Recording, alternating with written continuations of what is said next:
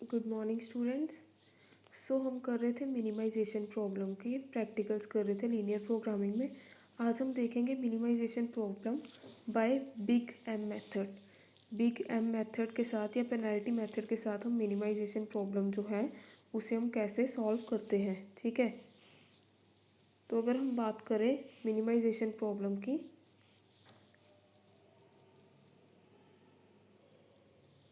ठीक है, जैसे ये हमें ऑलरेडी प्रॉब्लम गिवन है, ठीक है, उसमें क्या लिखा है, minimize Z,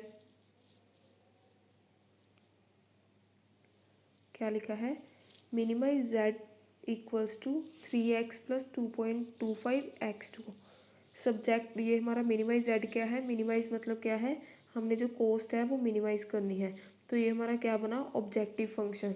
subject to 2x1 plus 4x2 greater than equals to 40, ये हमारी क्या है, फर्स्ट कंस्ट्रेंट। इसके बाद सेकंड कंस्ट्रेंट क्या है, 5x1 plus 2x2 greater than equals to 50। ठीक है, तो जैसे कि मैंने बताया था मिनिमाइजेशन की प्रॉब्लम में हमने क्या करना है, हमने सरप्लस वेरिएबल और नेगेटिव स्लैक करनी है इंट्रोड्यूस, और हमने साथ में क्या करना है, ये देखिएगा, जैसे मैंने ये देखो फर्स्ट इक्वेशन में क्या किया है, 2x1 plus 4x2 minus s1, यानी कि मैंने सरप्लस वेरिएबल और नेगेटिव स्लैक इंट्रोड्यूस की है, माइनस s1 आ गया। तो सेकंड इक्वेशन में मैंने क्या किया है, माइनस s2 कर दिया है। ठीक है, तो जब हमने z में इसकी वैल्यू फिल करनी है तो z में हम क्या लिखेंगे, 0 s1 और 0 ही s2। ठीक है, और हमने साथ में जैसे मैंने बताया था कल मिनिमाइजेशन प्रॉब्लम में हम क्या करेंगे, एक तो हमने स्लैक या माइनस स्लैक या सरप्लस हमने इंट्रोड्यूस करना है, और सेकंड हमने क्या करना है, आर्टिफिशियल वेरिएबल भी इंट्रोड्यूस करना है। ठीक है, तो जैसे कि हम बात करें यहाँ पे हमने क्या किया, जेड में हमने स्लैक या सरप्लस ले लीजिए। ठीक है, ये जो है जेड में हमने क्या किया, 0 s1 0 s2 हमने इंट्रोड्यूस कर दिया, प्लस आर्टिफिशियल वेरिएबल के आगे जो कोफिशिएंट है ma1 ma2 करके इंट्रोड्यूस कर दिया। ठीक है, ऐसी कंस्ट्रेंट में हमने negative slack plus artificial variable introduce कर दिया, जैसे कि यहाँ पे गिवन है, ये देखिएगा फर्स्ट इक्वेशन हमारी कितनी थी, ये, क्योंकि हमारी जो इनइक्वालिटी इक्वेशन थी उसे हमने इक्वालिटी बनाने के लिए हमने क्या किया है, यहाँ पे सरप्लस वेरिएबल और आर्टिफिशियल वेरिएबल जो है हमने इंट्रोड्यूस किया है, यानी कि यहाँ पे ये फर्स्ट स्लैक आ गई, ये फर्स्ट सरप्लस आ गया। ठीक है, माइनस s1 और एक आर्टिफिशियल वेरिएबल a1 इंट्रोड्यूस किया।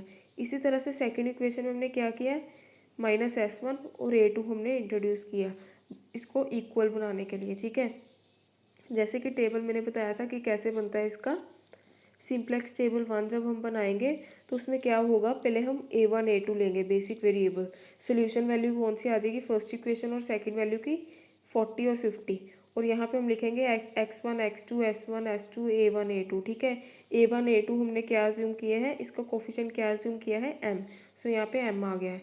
तो x1 की बात करें, x1 यहाँ पे क्या है, 2 4 6। ठीक है, तो यहाँ पे x1 की वैल्यू फिल कर, ये फर्स्ट इक्वेशन अगर हम देखें, यहाँ पे फर्स्ट इक्वेशन क्या है, 2x1 हो गया, 4x2 4 हमारे पास x2 आ गया, और माइनस s1 यानी कि -1, s2 हमारे फर्स्ट में है ही नहीं तो इसलिए 0, a1 कितना है, a1 भी 1 आ जाएगा, a2 हमारे सेकंड इक्वेशन में है, फर्स्ट इक्वेशन में है नहीं तो यहाँ पे 0 ज्यूम कर लेंगे। इसी तरह से सेकंड इक्वेशन की बात करें, 5x1 5, ऐसे 2x2 2 आ गया, यहाँ पे s1 यहाँ पे है नहीं सो इसलिए 0 हमने ज्यूम किया है। इसी तरह से s2 हमारे पास -1 है तो इसलिए हमने यहाँ पे -1 लिख दिया। a1 फर्स्ट इक्वेशन में था, सेकंड इक्वेशन में है नहीं सो इसलिए यहाँ पे हमने 0 लिख दिया। इसी तरह से a2 हमारे पास 1 है तो हमने 1 यहाँ पे लिख दिया। ठीक है, तो हम अगर बात करें ये वाली, ये मैंने बोला था आपको z की वैल्यूज़ यहाँ पे फिल करनी है, जो हमारा मिनिमाइज z है इसकी वैल्यूज़ यहाँ पे आएंगी। ठीक है, इसे हम डिनोट करते हैं cj से। ठीक है, अगर हम बात करें x1 हमारा कितना है, 3 यहाँ पे आ गया, x2 कितना है 2.25 यहाँ पे आ गया, s1 कितना है 0, ऐसी s2 हमारा कितना है 0, a1 और a2 कितने हैं m। तो हमने ये सारी इक्वेशन जो है ये सारा टेबल इसी तरह से हमने बना लिया। इसी तरह से A1 A2 कितना है mm, ठीक है, तो हमने mm यहाँ पे लिख दिया। अब हमने क्या करना है, यहाँ पे हमने ZJ निकालना है। ZJ कैसे निकालना था मैंने आपको बताया था, 40 into M plus 50 into M, यानी कि 40m प्लस 50m कितना बना ZJ हमारा 90m, तो 90m यहाँ पे आ गया, ठीक है। इसी तरह से 2 into M plus 5 into M, यानी कि कितना बना 2m प्लस 5m, तो कितना हमारे पास आ गया 7m। इसी तरह से 4m प्लस 2m कितना बन गया 6m। इसी तरह से -1 into M plus 0 into M, तो हमारे पास कितना आ गया -m। इसी तरह से हमने जो है ZJ निकाल लिया, ठीक है। तो इसके बाद हमने क्या करना होता है, CJ माइनस ZJ निकालना होता है, यानी कि CJ हमारे पास ये गिवन है, इसमें से हमने ZJ को माइनस कर देना है, तो हमारा CJ माइनस ZJ आ जाएगा। जैसे कि यहाँ पे देखिएगा 3 माइनस 7m, तो ये हमारा आ गया 2.25 माइनस 6m, तो हमारा ये आंसर आ गया। इसी तरह 0 minus minus m, 0 minus m करना था ना, तो यहाँ पे माइनस गिवन है, माइनस m गिवन है, तो माइनस माइनस क्या होता है प्लस, तो 0 प्लस m कितना हो गया, ये यहाँ पे हमारा आ गया m। इसी तरह से 0 माइनस m माइनस m आ गया, ठीक है। तो इसी तरह से m माइनस m से अगर m माइनस करेंगे तो हमारे पास क्या आ जाएगा 0। इसी तरह से m माइनस m 0, तो हमारे पास CJ माइनस ZJ हमारे पास अब निकल आया है, ठीक है। तो हमने यहाँ से CJ माइनस ZJ कौन सा हमने सिलेक्ट करना है, यहाँ से मोस्ट नेगेटिव, जो सबसे नेगेटिव होगा। अब हमने क्या करना है, m की वैल्यू यहाँ पे फिल करके देख लेंगे। लेट सपोज हमने m की वैल्यू 2 ले ली, अगर हम यहाँ पे 2 फिल करें तो फिर हमारा क्या बनता है 3 माइनस 7 इंटू 2, यानी कि बन गया -14 प्लस 3 कितना बनता है -11, तो हमारा यहाँ पे आ गया -11। तो इसी तरह से अगर हम यहाँ पे m की वैल्यू 2 फिल करें तो हमारे पास क्या आता है 12 माइनस 2.25, यानी कि हमारा बन गया 9.75 माइनस 9.75। तो इसी तरह से अगर हम m की यहाँ पे वैल्यू फिल करें तो ये 2 आएगी, यहाँ पे भी 2 आएगी। सो सबसे नेगेटिव किस में है हमारी वैल्यू m की, यहाँ पे 3 माइनस, क्योंकि यहाँ पे क्या है हमारी -11 आंसर आया है, ठीक है। तो मोस्ट नेगेटिव हमारी कितनी है यहाँ पे है, ठीक है। तो इसलिए हम मोस्ट नेगेटिव वाले पे एरो लगा देंगे, यानी कि हमारा क्या बन गया एंटरिंग वेरिएबल। एंटरिंग वेरिएबल मतलब ये अब आएगा, ठीक है। तो अब हमने देखना है कि कौन सा वेरिएबल छोड़ेगा, यानी कि लिविंग वेरिएबल निकालने के लिए हमने क्या करना है, मिनिमम रेशियो निकालनी है, ठीक है। मिनिमम रेशियो हम कैसे निकालते थे, ये जो हमारा एंटरिंग वेरिएबल आया है, ठीक है, तो ये वाली सारा कॉलम को हमने सर्कल कर लेना है, ठीक है। तो अब हमने क्या करना है 40 डिवाइडेड बाई 2 हमारे पास कितना आ गया 20। इसी तरह से 50 डिवाइडेड बाई 5 हमारे पास कितना आ गया 10, ठीक है। अब मिनिमम रेशियो हमने निकाली, ठीक है। तो हमने 20 और 10 में से देखना है मिनिमम कौन सा है। अगर हम देखें यहाँ पे मिनिमम क्या है 10, तो 10 के आगे हम क्या करेंगे एरो लगा देंगे, ठीक है। तो इसका मतलब क्या है कि जो हमारा A2 है, A2 हमारा चला जाएगा और उसकी जगह कौन आ जाएगा x1 आ जाएगा, ठीक है। अब हमने नेक्स्ट टेबल में क्या करना है, A2 की जगह x1 लिख देना है और A1 एज इट इज ही आ जाएगा, ठीक है। तो जैसे कि हमने बात की अभी, ये z की वैल्यू हमने फिल की हुई है, ऊपर से ऐसी की ऐसी वैल्यूज जो है हमने उठा ली। A2 हमारा जा चुका है, सो इसलिए हमने A2 को आगे मेंशन नहीं करना, A2 की जगह x1 आ गया, ठीक है। जब हमारा A2 चला गया, ठीक है, जब हमारा A2 यहाँ से चला गया तो A2 की जगह x1 आया है, सो इसलिए हमने क्या किया x1 में A2 की वैल्यूज फिल कर दी 0 1, यहाँ पे भी 0 1 था, ठीक है। और अगर हम उसकी बात करें सोल्यूशन वेरिएबल की, सोल्यूशन वैल्यू कैसे निकालनी है, सोल्यूशन वैल्यू की अगर हम बात करें तो हमने कैसे पिछली बार निकाली थी, ये देखिए जब हमने इसको सर्कल किया और ये जो डिपार्टिंग वेरिएबल है इसको सर्कल किया, तो हमारा की एलिमेंट क्या बन गया 5 बन गया ना हमारा की एलिमेंट।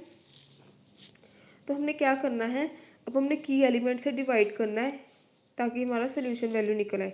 40 को पहले हम डिवाइड करेंगे 5 से, ठीक है,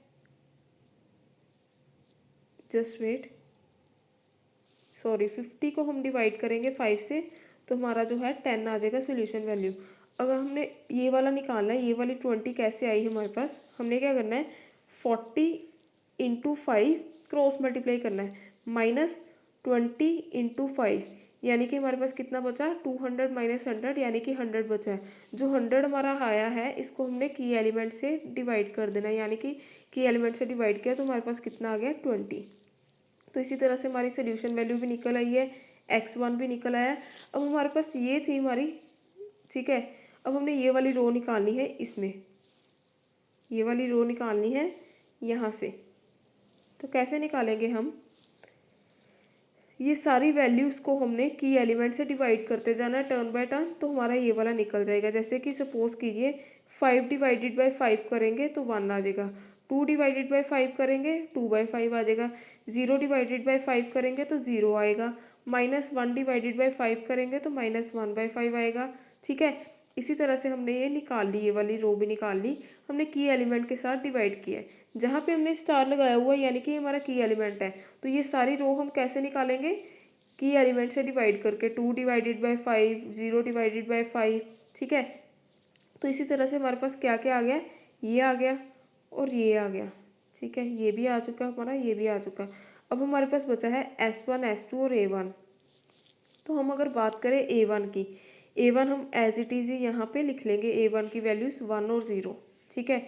और ऐसे ही हम अगर बात करें S1 की, S1 की वैल्यू भी हम एज इट इज़ ही लिख लेंगे, -1 और 0, ठीक है। अब हमने निकालनी है S2 की वैल्यू। S2 की वैल्यूज़ हम कैसे निकालेंगे, हमने पहले क्या करना है, यहाँ पे क्रॉस मल्टीप्लाई करना है। क्रॉस मल्टीप्लाई कैसे करना है, S2 की वैल्यूज़ हमने निकालनी है ना, तो फिर हम क्या करेंगे, 0 × 5, ठीक है, 0 × 5 -2 × -1, ठीक है। तो हमारा क्या आ गया, -2 यहाँ पे आएगा, ठीक है। तो हमने इसको क्या करना है, की एलिमेंट से डिवाइड कर देना। की एलिमेंट से डिवाइड किया तो हमारे पास क्या आ गया, माइनस, ये माइनस माइनस था, ये प्लस बन गया, सो इसलिए यहाँ पे बन गया +2। तो हमारे 2 को हमने क्या किया, की एलिमेंट से डिवाइड किया तो हमारे पास क्या आ गया, 2/5। सो S2 हमारे पास आ गया 2/5। तो इसी तरह से हमने ये निकालना है 1/5 कैसे आएगा हमारे पास, -1/5। हमने इसको, ये वाले को क्रॉस मल्टीप्लाई करना है, ठीक है। जहाँ पे की एलिमेंट होगा वो वाले कॉलम को हमने लेके और S2 के कॉलम के साथ क्रॉस मल्टीप्लाई करके हमने निकाल लेना है। वैसे भी हम निकाल चुके हैं ये वाला -1/5, इसको इसके साथ डिवाइड करके ये वाली रो हम ऑलरेडी निकाल चुके हैं, सो इसलिए इसको कैलकुलेट करने की अब ज़रूरत नहीं है, ठीक है। तो हमारे पास ये सारा कॉलम बन गया है। अब हमने क्या करना है, ZJ निकालना है। ZJ हम कैसे निकालते थे, 20 × m + 10 × 3, यानी कि 20m + 30 बन गया, ठीक है। ये 30 + 20m बन गया। इसी तरह से बाकी ZJ भी निकालेंगे, 0 × m + 3 × 1, यानी कि हमारा क्या बन गया, 3 आंसर आ गया। इसी तरह से 16/5 × m + 2/5 × 3, ठीक है। इसको करेंगे तो हमारे पास ये आ जाएगा। इसी तरह से हमने ZJ की वैल्यू निकाल ली है, ठीक है। तो अब हमने क्या निकालना है, CJ - ZJ। CJ - ZJ कैसे निकालेंगे, 3 - 3 0 आ गया, 2.25 - 16m + 6/5 हमारा ये आ गया, ठीक है। तो हमने इसी तरह से CJ - ZJ निकालना है। अब हमने इस टेबल में भी देखना है कि मोस्ट नेगेटिव वैल्यू हमारी कौन सी है। मोस्ट नेगेटिव हमारी आ रही है यहाँ पे x2 में, ठीक है। ये हमारी मोस्ट नेगेटिव है, सो हमने यहाँ पे एरो लगा दिया। अब हमने ये वाली कॉलम को सर्कल करके मिनिमम रेशियो निकालनी है। मिनिमम रेशियो कैसे निकालते थे हम, इसको हमने डिवाइड करना, सोल्यूशन वैल्यू को हम क्या करते थे, डिवाइड करते थे, जो हमने रो भी सर्कल की है, यानी कि 20 डिवाइडेड बाय 16/5, तो हमारा क्या आ जाएगा 6.25। इसी तरह से 10 डिवाइडेड बाय 2/5 कितना आ गया 25। अब हमने इसमें से देखना है मिनिमम रेशियो क्या है, मिनिमम नंबर कौन सा है 6.25। तो इसका मतलब क्या है, 6.25 के आगे हमने एरो लगा दिया, ठीक है। अगर हम बात करें यहाँ पे, अब यहाँ पे क्या है, A1 जा रहा है, A1 की जगह क्या आ रहा है x2। अब यहाँ पे नेक्स्ट टेबल जब हम बनाएंगे A1 की जगह हमारा आ जाएगा x2, ठीक है। ये देखिएगा A1 की जगह आ गया x2 और A1 चला गया। अब A1 चला गया तो फिर हमने आगे A1 को कंटिन्यू नहीं करना है, ठीक है। जो A1 की जगह अब क्या आया है X2, तो X2 में A1 की values as it is fill कर देंगे, ठीक है। तो अब हम बात करते हैं की एलिमेंट की। की एलिमेंट क्या था ये, और इसमें से हमने देखना है 16/5 जो हमारा है की एलिमेंट है, ठीक है। अगर हम बात करें इसमें अब X2 आ गया, A1 चला गया, ठीक है। अब हमने सोल्यूशन वैल्यू कैसे निकालनी थी, मैंने जैसे कि बताया था अभी, ये जो है जो स्टार वाली है, स्टार वाली रो को अंडरलाइन करके 20 को डिवाइड करना है की एलिमेंट से। 20 को की एलिमेंट से डिवाइड किया यानी कि 20 इंटू 5/16 किया तो हमारे पास क्या आया 6.25। इसी तरह से 0 इंटू 16, 0 डिवाइडेड बाई 16.5 किया, ये हमारा आ गया 0। ऐसे 16/5 को डिवाइड किया 16/5 से तो हमारा 1 आ गया। ऐसे ही हमने 1 को 16 से डिवाइड किया, ये आ गया। यानी कि हमने सभी को यहाँ पे ये जो रो है इसको सभी को हमने की एलिमेंट से डिवाइड करना, तो हमारी ये वाली रो निकल आएगी, ठीक है। तो हमारे पास अब ये भी आ गया और ये भी आ गया। अब हमने नीचे वाली वैल्यूज़ निकालनी है। अगर हम S1 की बात करें, S2 की बात करें, ठीक है, तो इसमें अब हमने क्या करना है, ये हमने निकालना है X2 हमारा 0 कैसे आया। अगर हम X2 की बात करें, X2 में हमने क्या करना है 2/5 into 0 minus 2/5 into 0 minus 16/5 into 1, ठीक है। तो हमारा क्या आ जाएगा 16/5 आ जाएगा इसमें से, ठीक है। अब 16/5 आ गया हमारे पास, तो हमने इसको क्या किया है की एलिमेंट से हमने इसे डिवाइड किया है, तो हमारा क्या आ गया 1 आ गया, ठीक है। इसी तरह से हमने बाकी वैल्यूज़ भी निकाल लेनी है S2 और S1 की क्रॉस मल्टीप्लाई करके, ठीक है। ये तो हमारी ऑलरेडी निकल चुकी है। अब हमने ये और ये कैसे निकालनी है क्रॉस मल्टीप्लाई करके, इसको इसके साथ क्रॉस मल्टीप्लाई करके डिफरेंस लेके की एलिमेंट से डिवाइड करके हमारी ये वैल्यू आ जाएंगी, ठीक है। तो ये हमारा अब हो गया टेबल सॉल्व, ठीक है। अब हमने क्या करना है CJ माइनस ZJ निकालना है। CJ हमारे पास दिया है, ZJ हमने कैसे निकाला था पहले 6.25 into 2.5 plus 7.50 into 3, 6.25 into 2.25 plus 7.5 into 3। तो इसका जब हम टोटल करेंगे तो हमारे पास ZJ आ जाएगा 36.5625। इसी तरह से हमने बाकी ZJ भी निकालने, 0 इंटू 2.25 ये हमारा 0 बन गया, प्लस 3 इंटू 1 3, तो 3 हमारा आंसर आ गया। इसी तरह से हमने ZJ निकाल लिया। अब हमने क्या करना है इसमें डिफरेंस निकालना है 3 CJ माइनस ZJ का। CJ 3 है, 3 माइनस 3 0 आ गया, 2.25 माइनस 2.25 0 आ गया, 0 माइनस माइनस 21/64 21/64 आ गया। अब हमने CJ माइनस ZJ तब तक निकालना था जब तक हमारी सारी वैल्यू, क्योंकि ये मिनिमाइजेशन की प्रॉब्लम है, सो इसमें हमने तब तक निकाला जब तक हमारी सभी वैल्यू 0 और पॉजिटिव नहीं होती। अब यहाँ पे देखो हमारी सारी वैल्यू 0 भी आ गई और पॉजिटिव भी आ गई। पहले क्या था, पहले हमारी नेगेटिव वैल्यूज़ थी टेबल्स में और 0 थी। हमने 0 और पॉजिटिव जब हमारी आ गई वैल्यूज़, तो इसका मतलब हमारा ऑप्टिमल सोल्यूशन आ गया है। तो ऑप्टिमल सोल्यूशन हमारा कहाँ पे आया, जब हमारा ZJ क्या था 36.5625 जो हमारा ZJ था, तो ये हमारा आंसर आ गया है, ऑप्टिमल सोल्यूशन आ गया है, ठीक है। तो ये क्वेश्चन की आप खुद प्रैक्टिस करके देखना, अगर आपको कोई भी डाउट हो तो मेरे से क्लियर कर लेना। सो आज के लिए इतना ही। So thank you class.